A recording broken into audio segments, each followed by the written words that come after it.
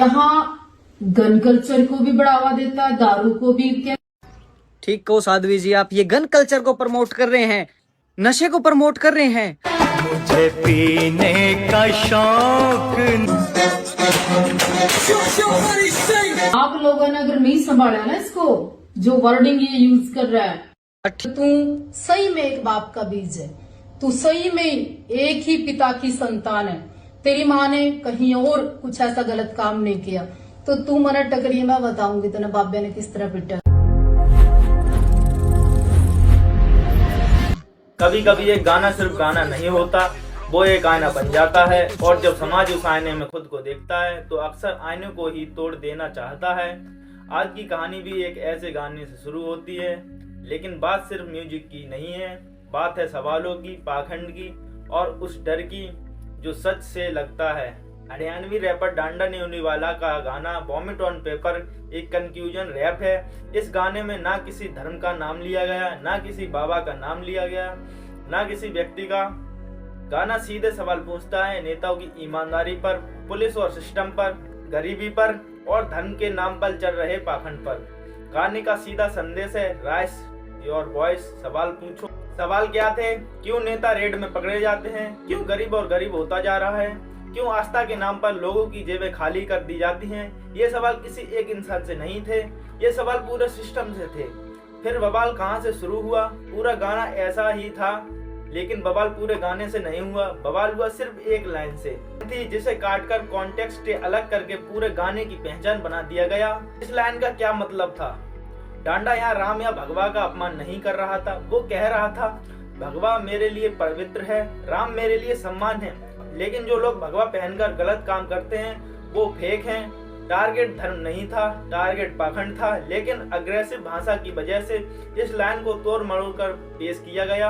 Controversy कैसे बनाई गई? पूरे गाने में नेता, समाज, पुलिस, जज, गरीबी, सिस्टम की बात की थी, लेकिन इन सब पर चर्चा नहीं हुई।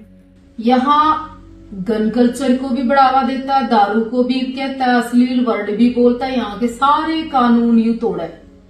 17, 18, 20 साल का यूथ इसके पीछे पागल हो रहा है। यूथ को क्या परोस रहा है? मनसा है इसकी बाबाओं को पीटने की, मतलब इच्छा जागृत हो रही।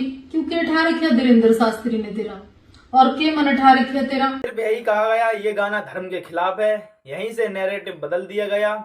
साध्वी देवा ठाकुर ने आपत्ति जताई। उन्होंने कहा यह गाना धर्म पर हमला है, युवा बिगड़ रहा है और बाबा के खिलाफ हिंसा भड़काई जा रही है।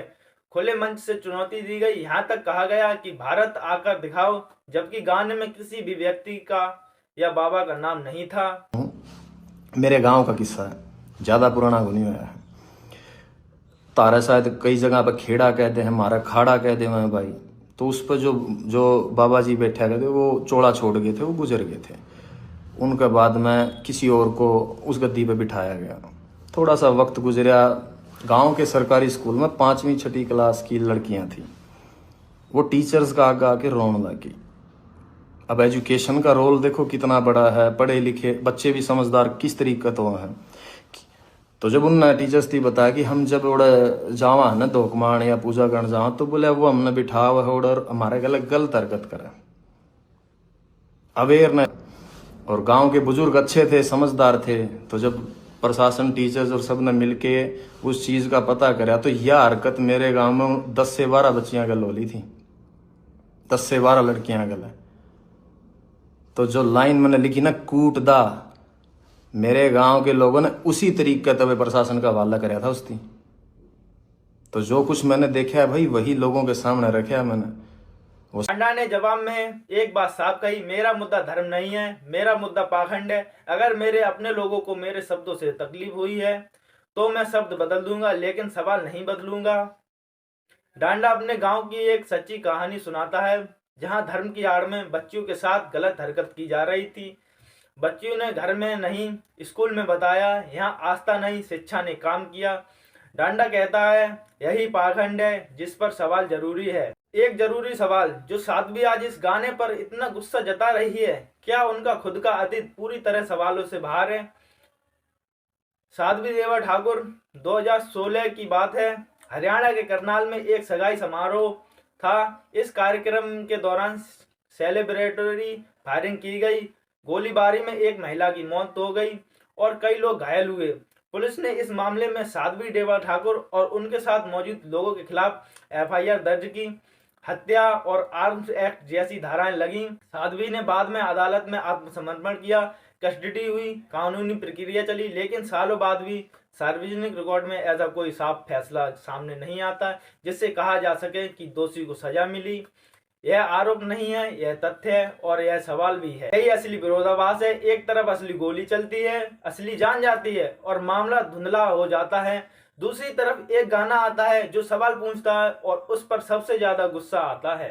डांडा ने पूरी कंट्रोवर्सी के बाद अपने गाने का न्यू वर्जन लॉन्च किया है।